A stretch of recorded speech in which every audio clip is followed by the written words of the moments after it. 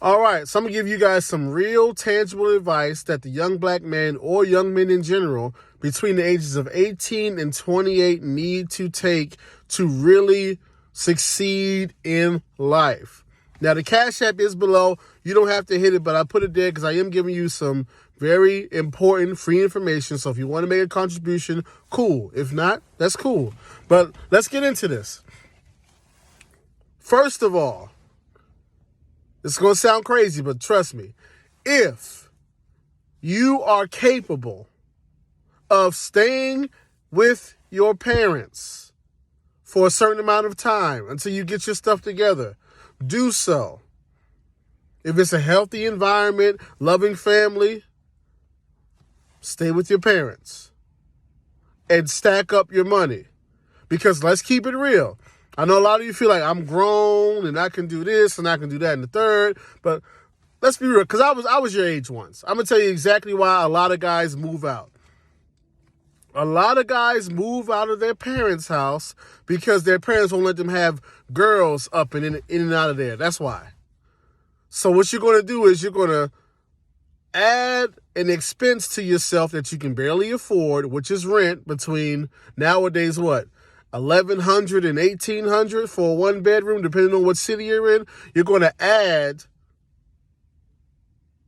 an unneeded expense to your budget per month just because you can't bring women in and out of the house like you want to. And that goes to another thing. I'm not saying you don't entertain women, but what I'm saying is right now women are not a priority. Obviously, you're going to date, you're going to meet women, but you should be making decisions based strictly upon access to women. Moving out just so you can have access to women the way you want it, not a good decision. Once again, if you got a loving family, handle the business that you need to handle in terms of moving yourself forward and saving money and stacking money and keeping your credit clear and not putting yourself behind the eight ball. Be respectful to your parents. Don't be all loud up in there. Don't be in and out all hours of the night. Take out the trash. Contribute to the groceries. Stuff like that. Rake the leaves, cut the grass, and stack up your money. Now, if you're in a situation where you can't live with your parents, this is what you should do. You and two of your homeboys, two guys that you know, two guys that you can trust, y'all need to pull your money together and get yourselves a place that you guys are going to rent together and split everything evenly. That's going to save you a lot of money. Now, here's the important part. Understand that certain guys might be your closest homies. They might be your best homies. They might be your best friend. You don't necessarily choose the guys that you're the closest to. You choose guys that are the most reliable. Choose guys that you say, hey, I know he's going to have his portion of the rent. That's what you choose. I know he's about his business. He's going to be working. He's a clean guy. He makes wise decisions, and he's going to have his portion of the rent. That's the most important part when you're finding your roommates. Not who's the most fun, not who's your day one, who's going to pay the bills, who's going to be about their business, who's going to push me to keep progressing, and who's going to keep foolishness away from us. Because once again, this is a place to live that's going to be cost efficient while you're on your journey to handling your business. This is not a frat house. It's not a party house. You're not moving here with these guys to have a party every Thursday, Friday, Saturday night. Once again, I know you're going to entertain women, but you need to be sexually responsible. All that, it ain't no fun if the homies can't get none, throw it out the window. All this running trains and all this stuff and passing her from room to room, that's not what you're there for. First of all, a lot of this stuff, when you really think about it, it's weird in the first place. Like, as far as like running a train, let's just think about this for a second. You and another man are erect and engaging in sexual activity in the same room at the same time. That's not weird to you? So that's not what you're there for. Just all this. If the homies can't, hey, listen. The homies are grown men. If they can't meet a woman and find somebody, that's their problem. But all this sharing and passing, no. This once again, this is not a frat house. This is not a party house. This is a house full of young men who are combining resources, once again, to avoid debt and to stack money. So that's the living situation. Either you're staying at home or you're rooming up with reliable guys. Now, you got to figure out your career. So, your next move is going to be determined on what you want to do. If you want to work with your hands, you have to find a way to get training and certification in a skilled field. Whether it's going to a trade school, whether it's going to a community college and getting certified in the trade, however you have to do that in the city that you're in, the most cost-efficient way. And make sure whatever you're doing, it leads to certification. There's nothing worse than going through a whole program and it doesn't even lead to the certification process.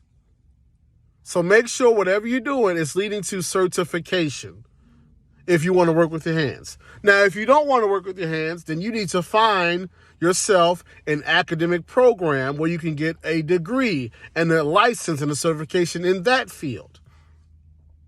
So you're not just going to school for sports management and all these other random things. No, if you're going to go to school, go for something that is certifiable,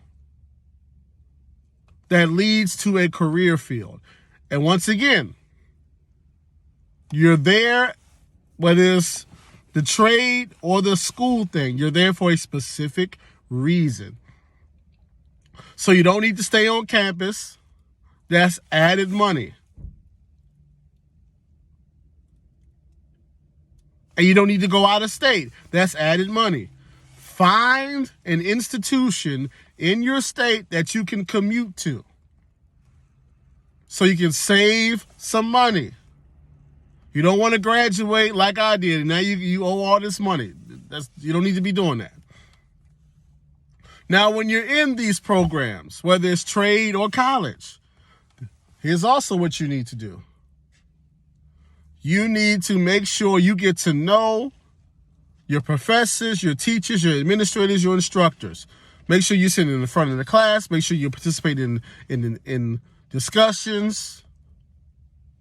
Make sure you're speaking when you're coming in there. Good morning, good afternoon. You need to make sure your professors know you, remember you, and like you. Why? Because when you get out into the field, more than likely you're going to need some references. It's going to be hard to ask a professor for a reference that don't remember you because you hardly ever spoke. You sat in the middle of the class. You didn't really participate in any discussions. So that's what you're making sure you do. So once again, either you're living at home stacking money or you're living with two other responsible guys stacking money. It's not a frat house. You figured out what skilled trade you want to do and figured out the cheapest, most feasible path to certification for that.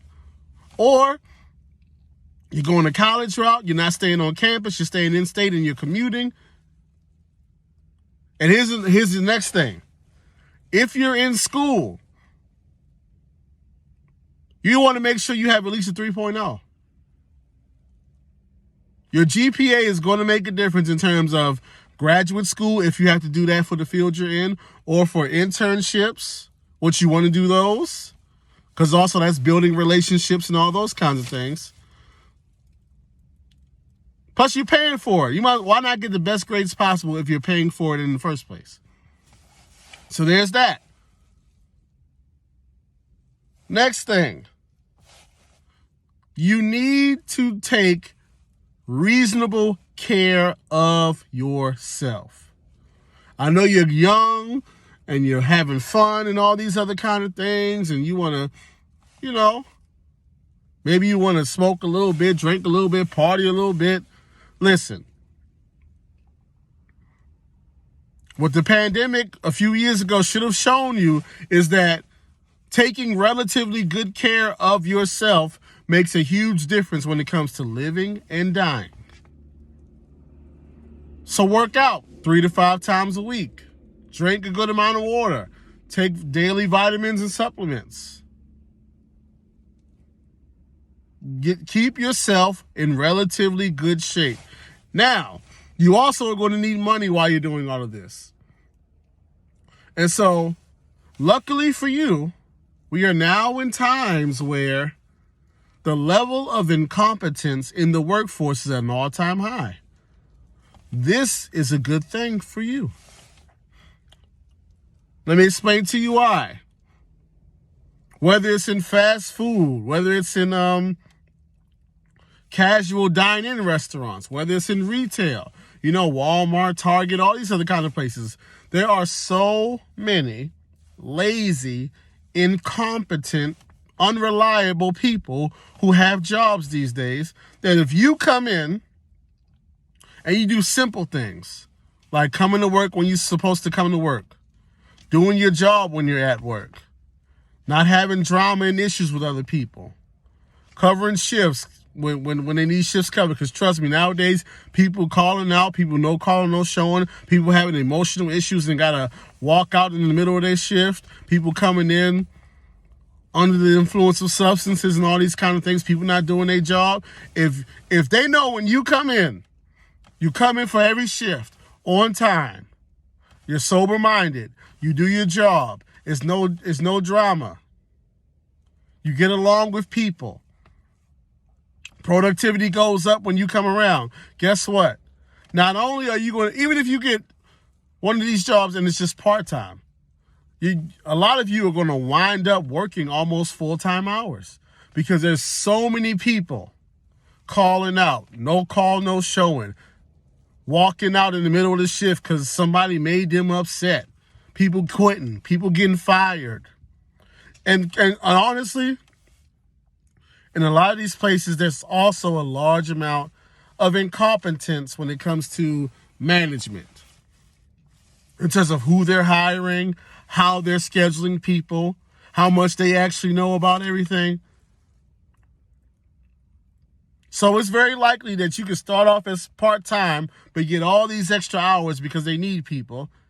And if you're consistently working hard and showing up and doing your thing, it's very hard that you go from part-time to full-time to overtime to promotion.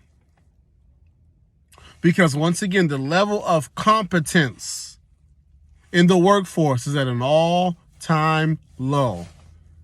So while you're in school or in your trade, figuring out what you're going to do as a career, you can work at all these different places across your city, your state, and make good money just by being a level-headed hard worker.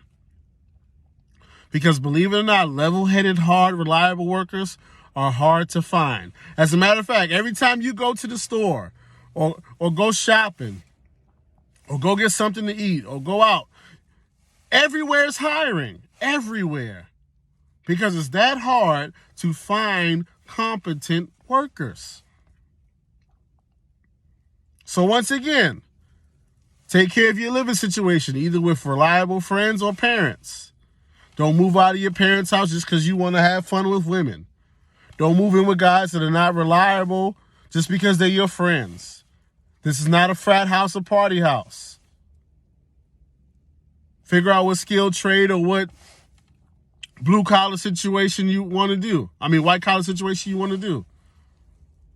Figure out the most affordable and feasible path to certification in that field. You're not staying on campus. You're not going out of state. This is not about you having your fun, your college. No, this is about you getting your certifications. Take care of your health.